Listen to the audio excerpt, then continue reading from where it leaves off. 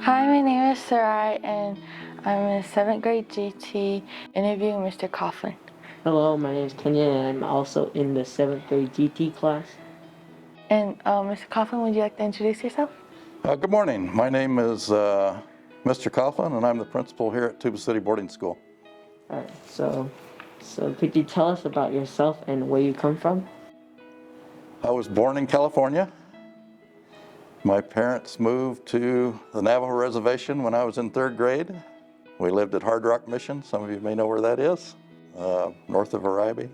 And then my dad became a BIE principal in Round Rock, Arizona. So I lived up there, and I went to school in Chinle.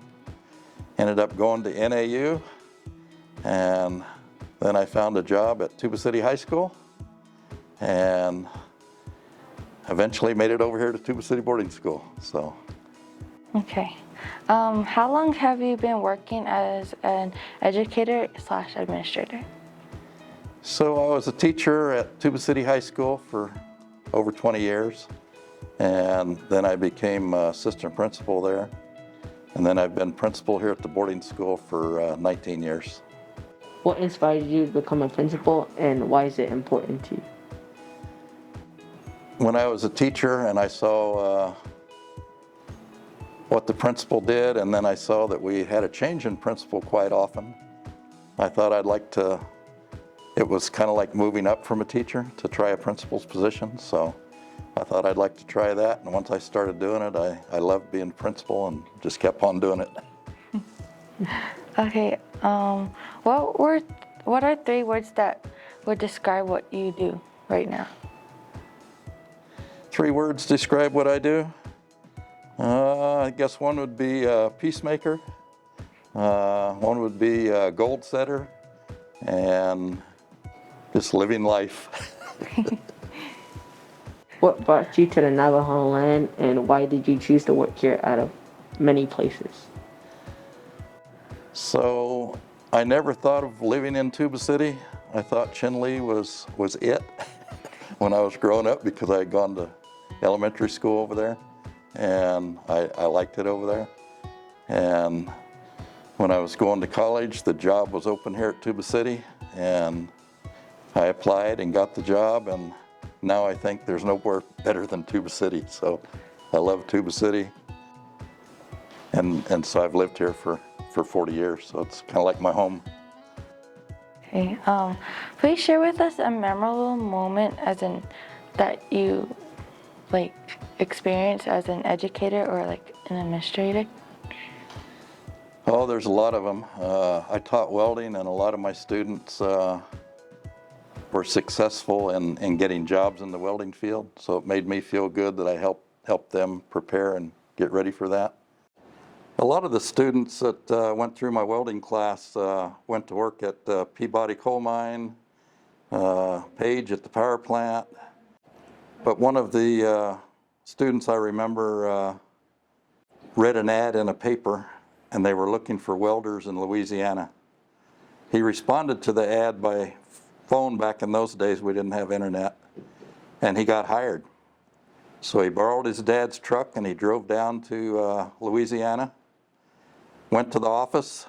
When he saw the manager and told him he was here for the job, the manager looked at him and said, "You're not old enough to know how to weld." And the student said, "Well, I had borrowed my dad's truck. I don't have any money to get home. I really need to work." So he said, "Well, I'll hire you on as a laborer." And so he hired him on as a laborer. He assigned him to work with a welder. And he told that welder and the student, "I don't want this person welding. You know, always there is to help you chip the slag off." So as the days went by, the student got friendly with the welder he was helping, and the welder learned that he knew how to weld. So he said, "Well, nobody's looking. Show me you can weld." The student was a little fearful for the boss coming over and seeing him weld, so he told the welder, "I don't think I should do it."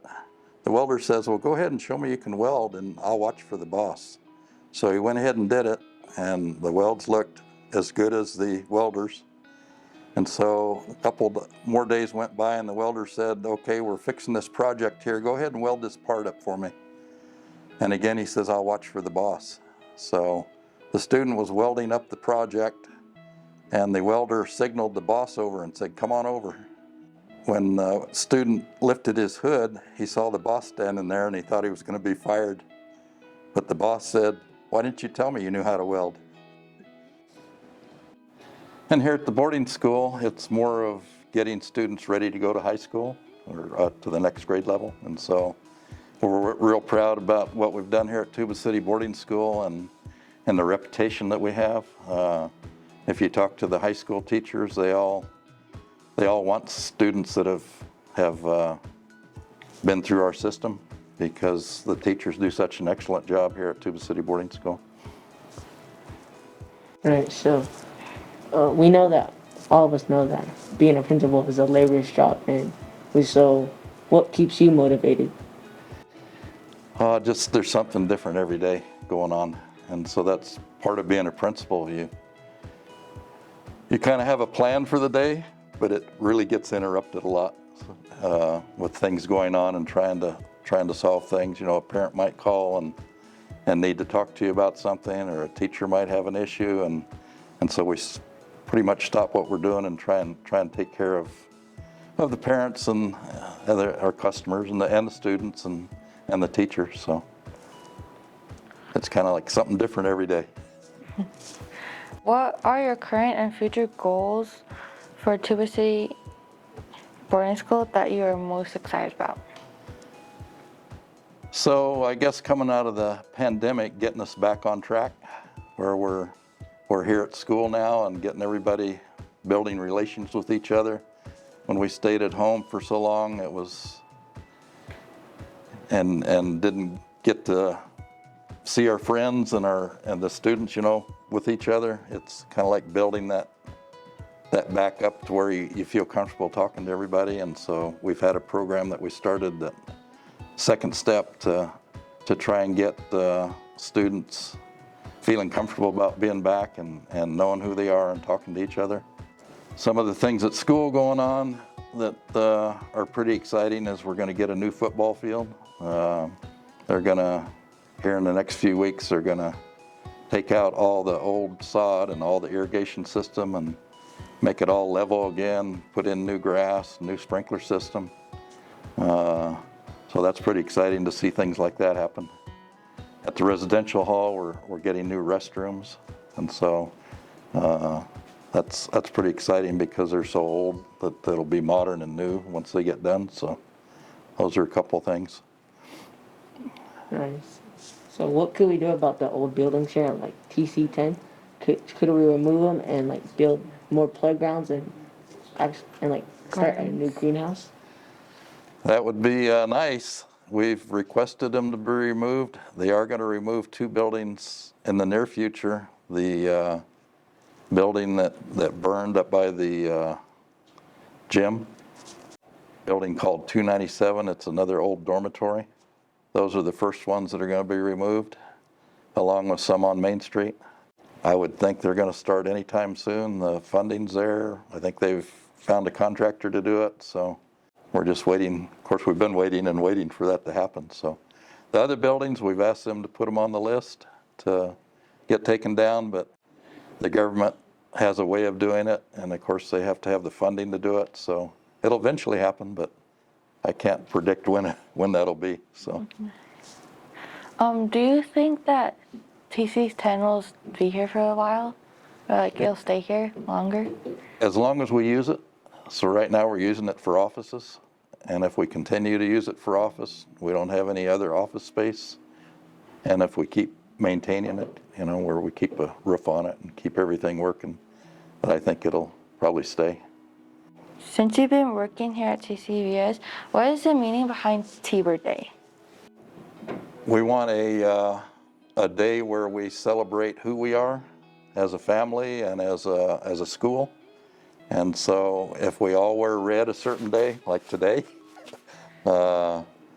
we've had it on Friday before, we moved it to Wednesday. We give shirts to everybody to wear on that day, and it just makes you be a part of Tuba City Boarding School if you have your red T-shirt on, and we celebrate that day every week. What do you do on your free time? My free time, well, the last couple of weeks I've been putting up some Halloween lights. I like to light up my yard because younger kids, they all seem to enjoy the lights. So some of the other things I like to do in my free time are off-road. All my vehicles have four-wheel drive, so I like to drive out in the desert. I've been on all the roads around Tuba City, been exploring. If you live out there, I've probably come by your house. I off-road raced for several years, so I had a Jeep and I competed in the events. I've run the Baja 1000, the Mint 400, and events like that, Parker 400, which was exciting. I still go to some of those races today. My son has the old Jeep and he races it. We were at the Mint 400 this past year and made a stage appearance, which was exciting. And also like to build things. Over the summer, I built a porch onto the back of the house, so it was exciting to use my carpentry skills. That's about it right now. When do you start preparing to decorate your house for Christmas? Christmas time. I've learned that if I wait too long, it gets real cold out there trying to do any work, so the sooner the better. So I'm hoping right after Halloween I can start putting up some lights and get it, and then maybe not turn them on till after Thanksgiving.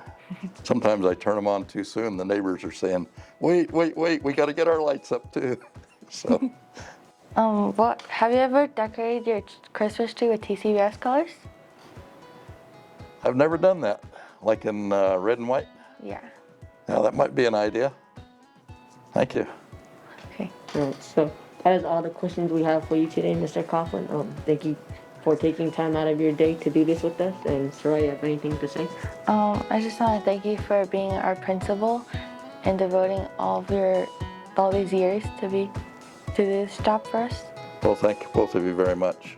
It's been fun having this interview with you. I hope you much success in your journey through your education, and don't forget who we are here. Come back and see us. Thank you.